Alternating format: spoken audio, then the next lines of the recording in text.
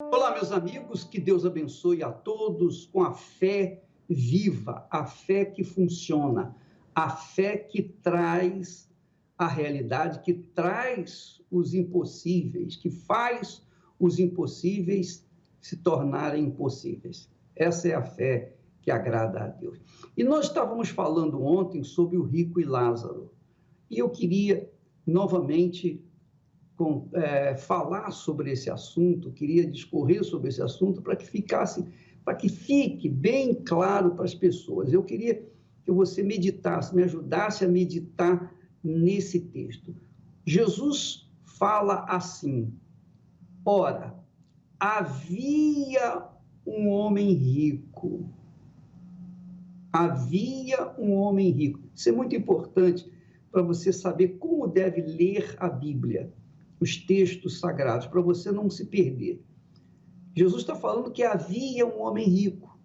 Isso foi na época da Babilônia, quando o povo de Israel tinha sido desterrado, tinha sido mandado, escravizado pela Babilônia. Havia um homem rico lá na Babilônia e vestia-se de púrpura e de linho finíssimo e vivia todos os dias regalada esplendidamente. E aí ele continua: havia também um certo mendigo chamado Lázaro. Você verifica que Jesus faz questão de dizer que havia um homem rico, não disse o nome desse homem rico. E eu vou falar daqui a pouco por que Jesus não mencionou o nome do rico, mas menciona o nome do Lázaro. Havia um homem rico, havia também um certo mendigo chamado Lázaro, que jazia cheio de chagas à porta do rico. Quer dizer, havia, não é uma história fictícia, não. É uma realidade. E somente uma pessoa poderia falar esse texto. Foi o próprio Senhor Jesus, o próprio Deus, que viu. Jesus já era antes de todas as coisas, então ele viu esse fato, ele presenciou, ele foi testemunha dessa situação. Então ele pôde contar com as suas próprias palavras a história tanto do rico quanto de Lázaro e o final dos dois. Então somente ele poderia falar isso. Só ele e mais ninguém, porque ele viu, ele testemunhou deste caso. E interessante é você notar que Jesus fala que o homem rico, ele não fala do nome do rico, ele sabia o nome do rico. Mas por que Jesus não fala o nome do rico? Porque o rico não teve a dignidade de ouvir, não teve o respeito de ouvir a palavra de Deus. Então, quando ele morreu, ele foi sepultado e o nome dele foi simplesmente esquecido, não foi comentado nessa história. Não tem o nome dele, não interessa, não interessou para o Senhor Jesus o nome dele. Ele foi desprezível porque, enquanto vivo, ele desprezava também a palavra de Deus.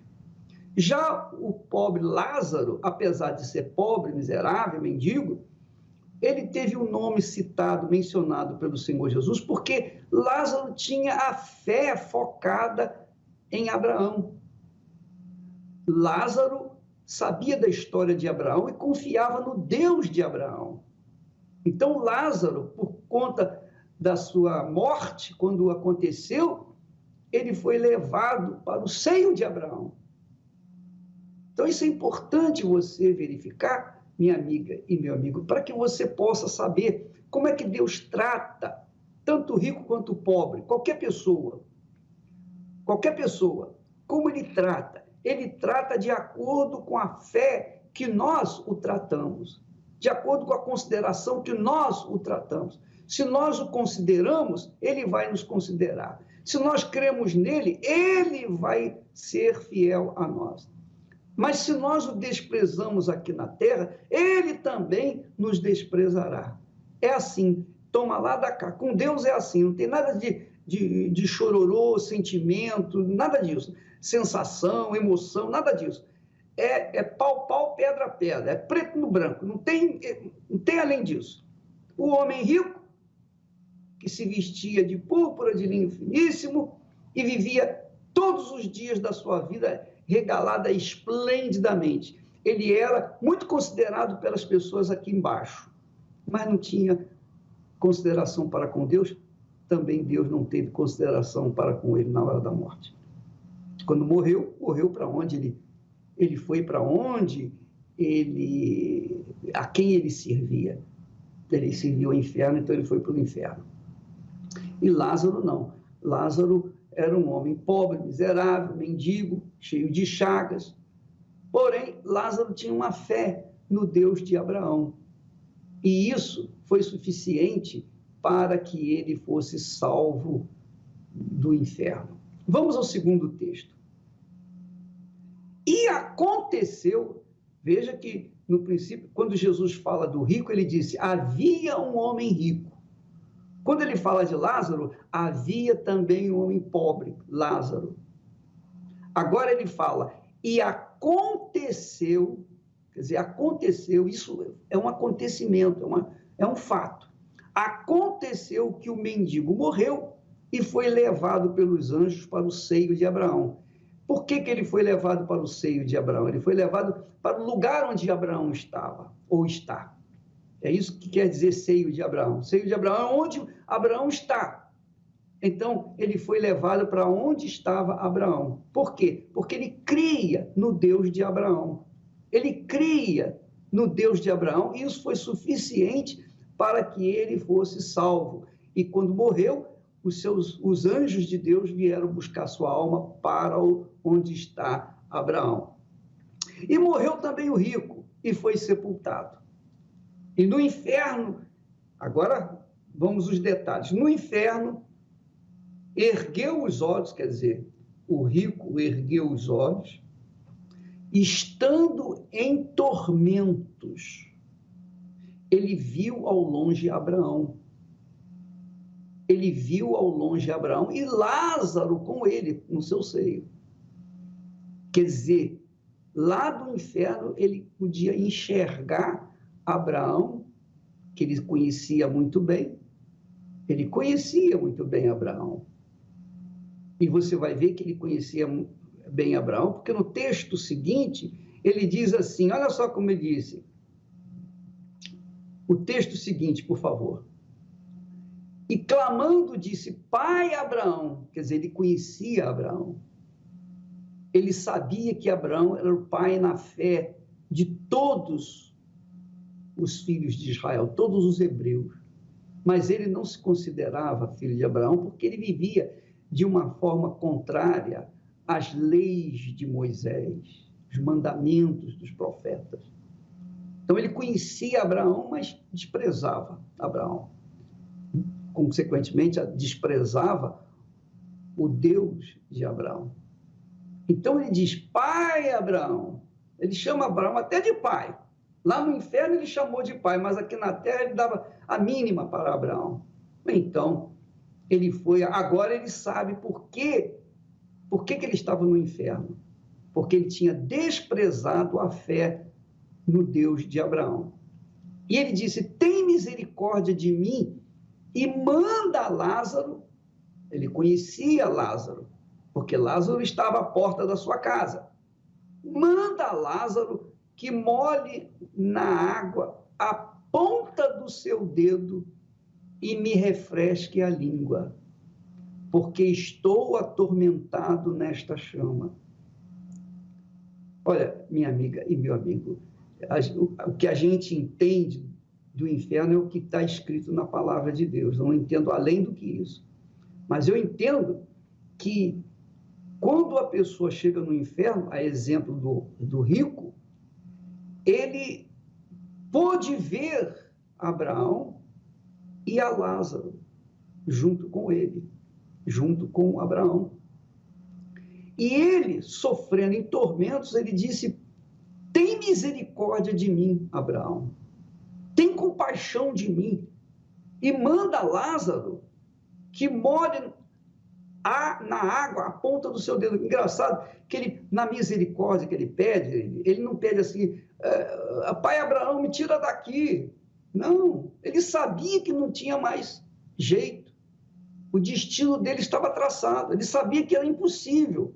Então ele nem pede isso, ele nem pede salvação lá no inferno, porque ele sabia, obviamente ele viu outras tantas pessoas lá sofrendo da mesma forma como ele. Então ele não pediu salvação lá no inferno, porque ele sabia que não ia ter salvação. Mas ele pediu, pelo menos, faça com que Lázaro molhe na ponta do dedo com água e refresque a minha língua. Quer dizer, sabe lá o que é? Como é que pode uma alma estar no inferno e ter a língua ressecada? Estar em tormento e sentir algo, uma sensação cruel, uma sensação inexplicavelmente difícil, dolorosa. A gente não sabe. Mas aí Jesus detalha que o rico pediu misericórdia, pedindo que ele mandasse Lázaro molhar a ponta dos dedos na água e refrescasse a sua língua, porque estou atormentado nesta chama. Quer dizer, o fogo era intenso, mas não consumia a alma do rico. Não consumia, não destruía, não matava a alma do rico. E isso é outra coisa importante você notar. A alma não morre. Se ela estiver no céu ou se ela estiver no inferno, ela não vai morrer nunca mais. Nunca mais.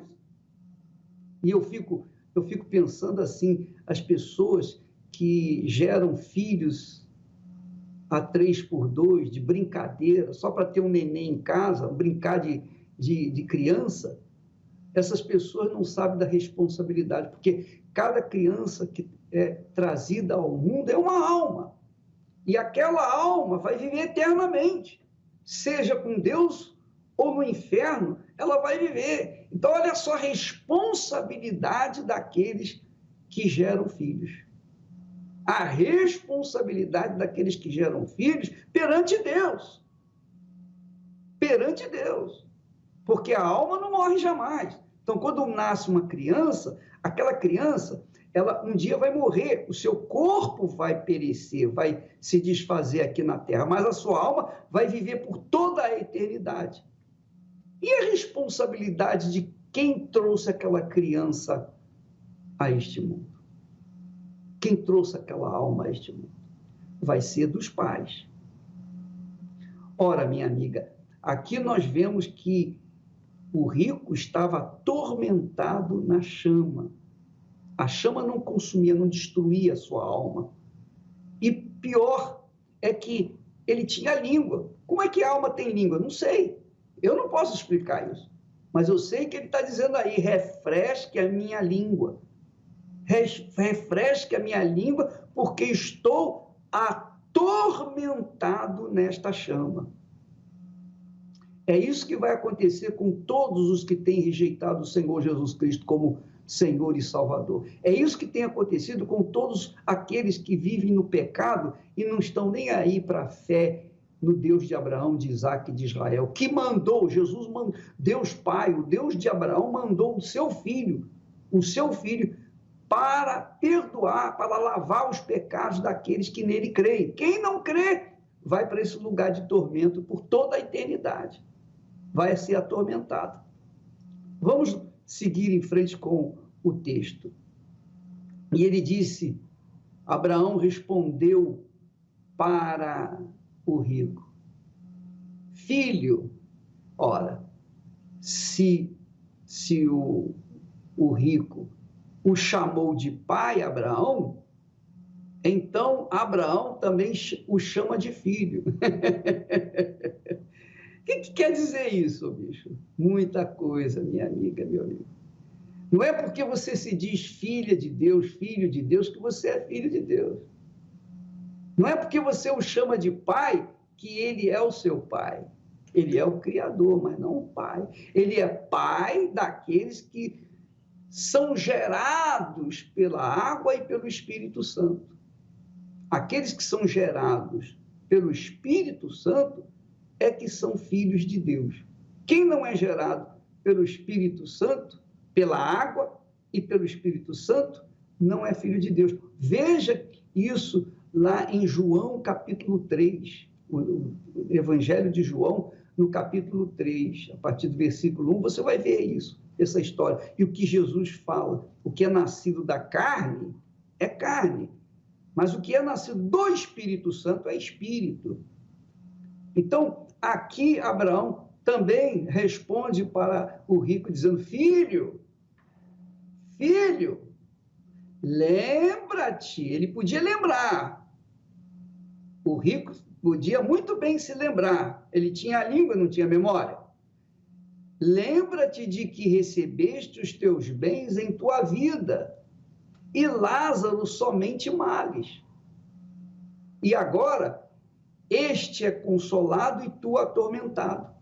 Aí você pergunta: bispo, então isso quer dizer que os ricos vão para o inferno e os pobres vão para o seio de Abraão ou para o céu? Não, absolutamente nada disso. Abraão era rico. Abraão foi um homem riquíssimo, poderosíssimo na terra. E, no entanto, ele estava lá.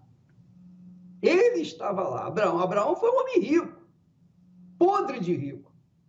Então, apesar de ser rico, Abraão tinha a sua fé determinada, definida no seu Deus.